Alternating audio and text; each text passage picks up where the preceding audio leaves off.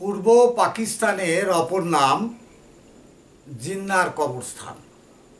পূর্ব পাকিস্তানের অপর নাম জিন্নার কবরস্থান।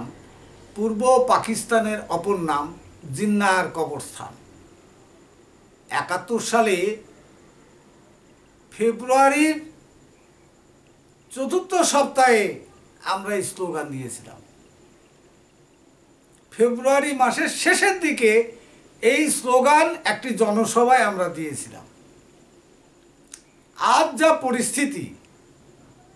পরিস্থিতি দেখছি, জিন্নার দেহটা কবরে রয়েছে আর প্রেতাত্মাটা উপরে উঠে আসছে, কবর থেকে বেরিয়ে এসে একেবারে উত্তর পূর্ব ভারত, কাশ্মীর, ওদিকে পাকিস্তান, বাংলাদেশ সর্বত্র ঘুরে বেড়াচ্ছে, চক্কর কাটছে, শুধু চক্কর দিচ্ছে। বুঝুন অবস্থা।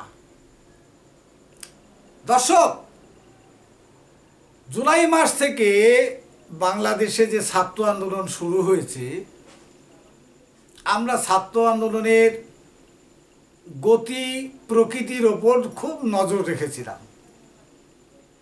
আমরা ইচ্ছা করি ভিডিও করিনি, ইচ্ছা করি আপনাদের সামনে আসিনি, কিন্তু এখন যা পরিস্থিতি আমাদের একটু আসতে হচ্ছে।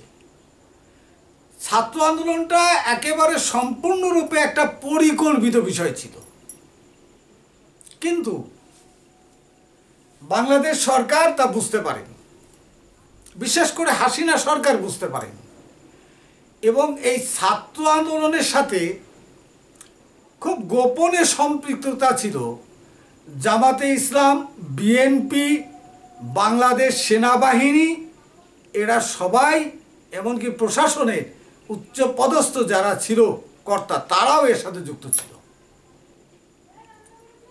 ছাত্র আন্দোলন বলে যেটা চালিয়ে দেওয়া হচ্ছে, আপনারা অন্য কিছু মনে করবেন না, একেবারে যা ঘটনা আপনারা নিজেরাও দেখেছেন, ইউটিউব খুললে বা সোশ্যাল মিডিয়াতে আপনারা দেখেছেন, একজন ছাত্র সরাসরি পুলিশের সামনে লাঠি নিয়ে দাঁড়িয়ে সে কাঁপছে আর বলছে, বাজে ভাষায় গালি দিয়ে বলছে, গুলি কর, গুলি কর। বাংলাদেশ আমার, পশ্চিমবঙ্গ আমার, ত্রিপুরা আমার, আসাম আমার, মেঘালয় আমার। একজন ছাত্র, সে নাকি আন্দোলনকারী, সে থরথর করে কাঁপছে আর ওই কথা বলছে, গুলি কর, গুলি কর। আসল ব্যাপারটা কি? আসল ব্যাপারটা হলো, সবগুলো ওখানে গোপনে ইয়াবা বিপ্লব ঘটে গেছে। গণ বিপ্লব, ছাত্র বিপ্লব কিছুই হয়নি, ঘটে গেছে ইয়াবা বিপ্লব। আন্দোলনকারীরা মারাত্মক নেশা জাতীয় দ্রব্য থাইল্যান্ড থেকে আসে, বার্মা থেকে আসে, এটার নাম হচ্ছে ইয়াবা। এই ইয়াবা খেলে 3 দিন না খেয়ে, না দিয়ে, না ঘুমিয়ে আপনার দিব্যি চলা যায়, কোনো রকম দুর্বলতা আসবে না। এই ইয়াবা ট্যাবলেট, একটা ইয়াবা ট্যাবলেটের দাম 1200-1300 টাকা বাংলাদেশে। এবং বড় বড় যারা বিত্তবান, তাদের ঘরের অধিকাংশ ঘরেই ছেলেমেয়েরা এই ইয়াবা খায়। আসলে ছাত্র আন্দোলনের আড়ালে একদম পুরোপুরি ইয়াবা আন্দোলন ঘটে গেছে। তাও এই বিষয়টি রুখে দেওয়া যেত, সম্পূর্ণ রুখে দেওয়া যেত, কিন্তু রুখে দেওয়া যায়নি। এই কারণে আওয়ামী লীগ বা হাসিনার দল, যেটা শেখ হাসিনার ক্ষমতাসীন দল আওয়ামী লীগ, এরা একেবারে দারুণভাবে আত্মসন্তুষ্টিতে ছিল। আত্মসন্তুষ্টিতে থাকার কারণেই এটা রুখে দিতে পারেনি। কারণ আরে মন্ত্রিসভা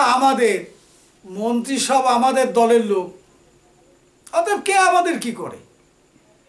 এরা শুধু নিজেদের মধ্যে কলহ, অহংকার, দাম্ভিকতা, আর এরা মানুষের ওপর অত্যাচার করেছে। যার ফলে মানুষের এই ক্ষোভ আশ্রে পড়েছিল। এই মানুষের উপর অত্যাচার, সবচেয়ে বেশি অত্যাচারিত যারা হয়েছে তারা হলো বাংলাদেশের সংখ্যালঘু।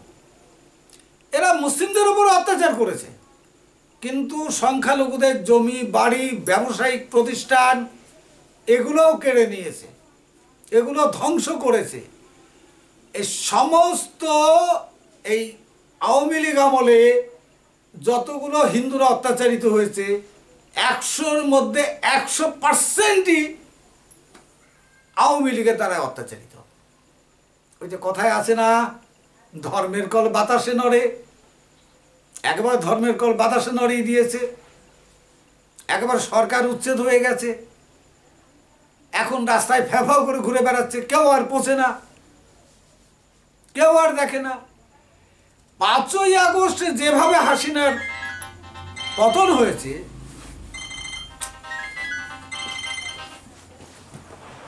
না খুব বন্ধ করো।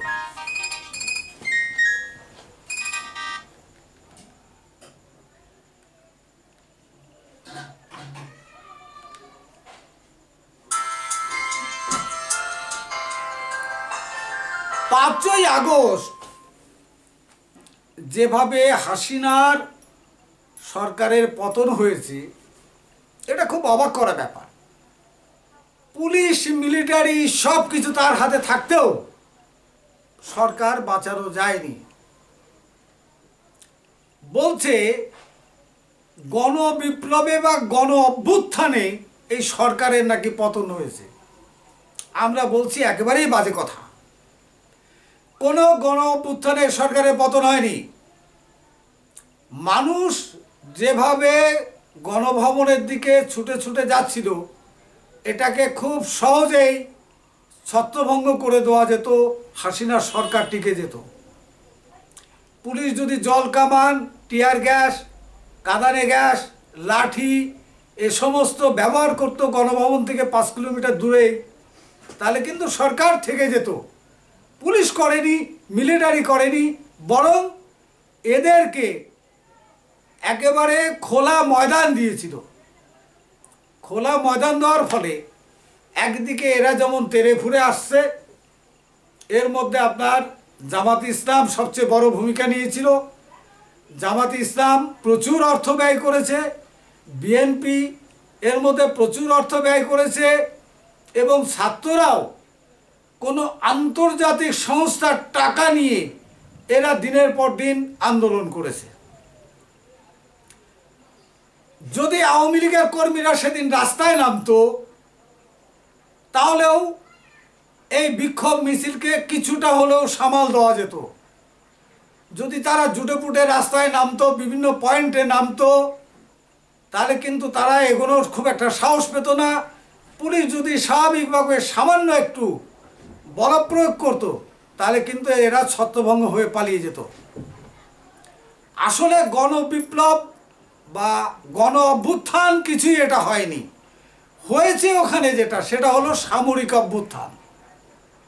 যে সামরিক বাহিনীর প্রধানকে হাসিনা তৈরি করেছে, সেই সামরিক বাহিনীর প্রধানই হাসিনাকে ক্ষমতাচ্যুত করেছে।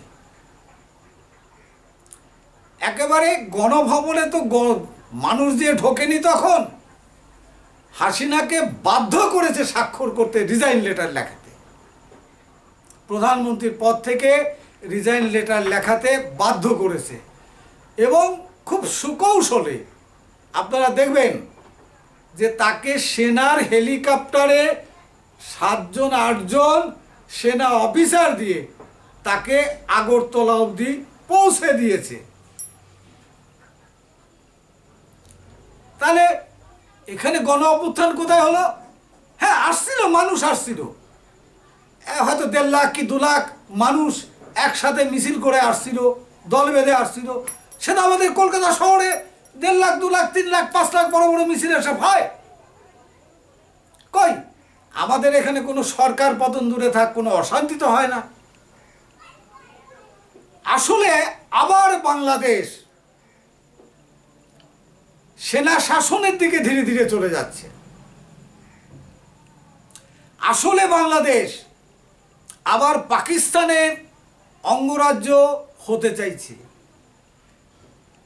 আমরা যতই এদের ভাই বলে বুকে টেনে নেই না কেন, এরা কিন্তু আমাদের ভাই হবে না। অতএব আবার যে বাংলাদেশ একটা বিপর্যয়ের মুখে চলে যাচ্ছে, বাংলাদেশের মানুষ যাও একটু হাসিনার শাসনে ডাল ভাত খেয়ে বেঁচেছিল, কিছু কর্মসংস্থান ছিল, কিছু উন্নয়ন হয়েছিল, সেটা একেবারে অঙ্কুরেই বিনাশ হয়ে গেল। এরপরে বাংলাদেশের ভবিষ্যৎ কি আছে আমাদের অপেক্ষা করতে হবে। জানি না বাংলাদেশের ভবিষ্যৎ কোন দিকে গতি নেবে, তা আগামী দিনে বলবে। তবে আমার মনে হয় না খুব একটা ভালোর দিকে গতিমুখ যাবে। নমস্কার।